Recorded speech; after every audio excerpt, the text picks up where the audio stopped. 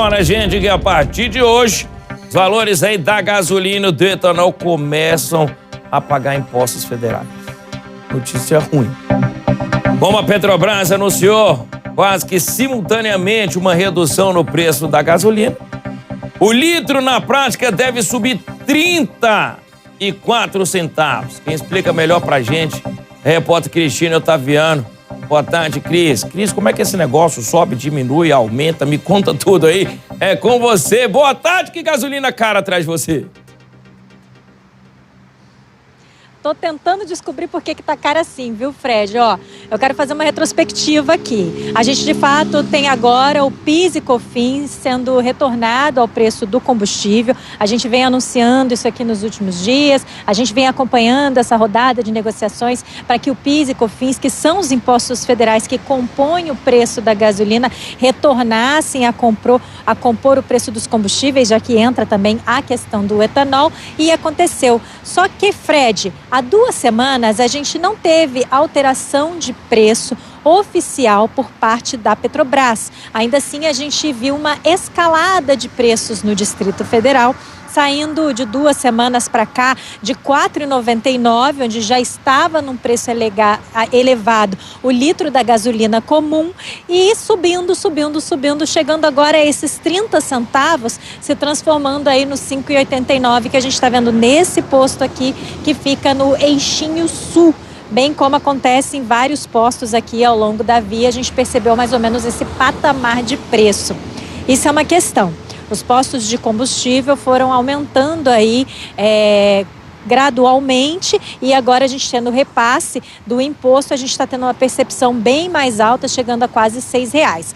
Uma segunda questão é exatamente essa negociação que aconteceu nos últimos dias, em especial ainda ontem, que era o último prazo para que findasse a lei que tirava o PIS e o COFINS do litro da gasolina, e então houve uma negociação entre governo federal e conselho diretor da Petrobras para fazer uma espécie de casadinha, vou chamar assim, viu, Fred? Se por um lado a gente teve o retorno do PIS e COFINS, por outro lado a Petrobras deu uma aliviada no valor do preço do petróleo para as refinarias. Então a gente teve um contrapeso da colocada do imposto em relação ao preço da gasolina, ou o preço do álcool, ou o preço dos combustíveis fósseis, que ficaram um pouquinho mais baixo lá na ponta dentro da Petrobras. A gente tem uma informação por parte do Sindicombustíveis aqui no Distrito Federal, o sindicato que representa os donos dos postos de combustível, que as distribuidoras nos últimos dias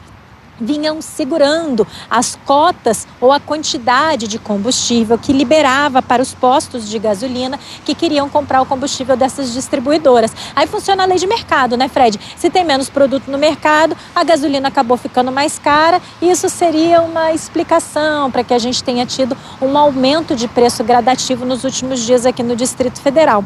O que cabe ao CAD, que é um órgão que ele avalia e ele inspeciona e fiscaliza de perto essas relações de comércio, é checar se isso não foi um combinado, se não estavam todos os postos de gasolina fazendo isso de maneira engendrada, enfim. Isso aí é uma outra questão que fica por conta desse órgão que é especializado em avaliar se não houve, por exemplo, uma combinação coletiva de preços por parte dos donos dos postos de gasolina em um produto que é essencial na mobilidade de toda a cidade. Até porque a gente não teria, por exemplo, transporte público para todo mundo que precisa se locomover dentro do Distrito Federal. Então a gasolina e o álcool se tornam um produto essencial, mesmo que a gente considere apenas os carros de passeio.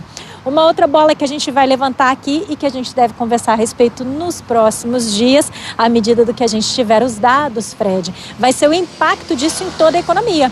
Porque se pesa aqui, ó, no preço do combustível, a gente acaba tendo aí toda uma cadeia produtiva de preços gerais sendo impactados por esse aumento. E é por isso que essa era uma questão delicada dentro do governo. O ministro da Fazenda, Fernando Haddad, ontem, em uma entrevista, em uma coletiva de imprensa com diversos órgãos de imprensa, explicou um pouquinho a respeito dessa negociação que vinha sendo feita, numa decisão de alargar um pouquinho o prazo para esse PIS e COFINS, definindo ontem esse acordo entre a Petrobras e essa diferença de preço dos 30 centavos. E nós vamos acompanhar juntos essa entrevista agora. Nosso objetivo desde o começo do governo e até mesmo antes do começo do governo, em tratativas com o Congresso Nacional, era recompor o orçamento federal do ponto de vista de receitas e despesas. A reoneração da gasolina será de 47 centavos, o que, com desconto de 13 centavos da Petrobras, dá um saldo líquido de 34 centavos, ok? E a reoneração do etanol será de 2 centavos, mantendo a diferença de 45 centavos. Então, 47 na gasolina menos os 13, 2 centavos no etanol, né? Que aí não é política de preço da Petrobras, e o diesel, que caiu 8 centavos, e como não há reoneração, aí nós estamos falando de uma queda de preço do diesel nessa proporção, porque não há, o diesel está desonerado até o final do ano. Cara, é brincadeira o que fazem, né, com a população. Falaram, eu acho que vai aumentar. Pronto, já aumenta tudo.